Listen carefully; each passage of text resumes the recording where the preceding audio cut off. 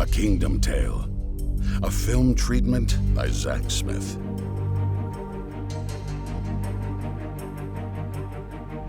From the most ancient of days, the Isle Kingdom of Elaton had lived by the code, the righteous law of their forefathers.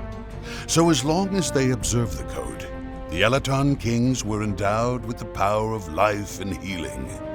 The kings appointed a single man to serve as judge and administer the code fairly, but with compassion. Peace and prosperity reigned for centuries, until one judge named Avir became corrupt. Lusting for power of his own, he abused his position as judge to accuse the people of Elaton without mercy.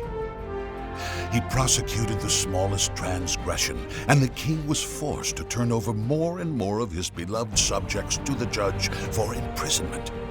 After years of overzealous prosecution, Avir rebelled against the king.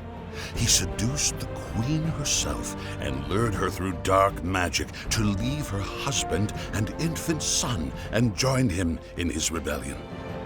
At Avir's command, the queen stole the keys to the Black Shafts, an underground passageway to the mainland that tunneled underneath the impassable, heaving waters of the Great Channel.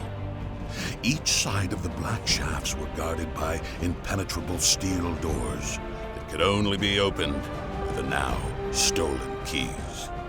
The king was heartbroken, crushed by the betrayal of his wife and the loss of so many of his beloved people.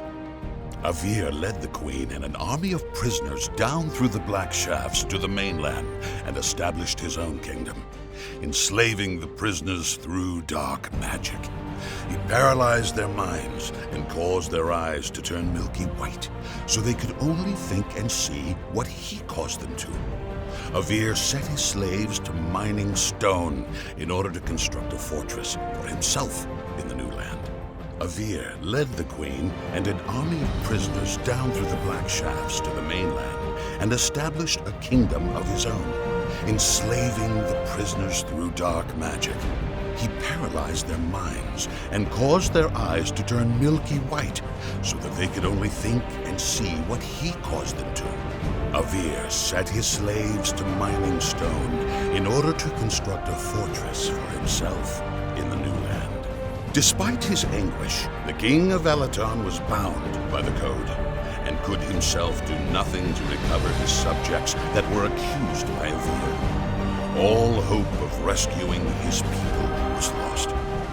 That is, until the prophets heralded in one voice, coming the noble warrior, Lavix, the young prince himself, would become a champion of freedom for the people. The hope of the king and all the kingdom rested on the boy.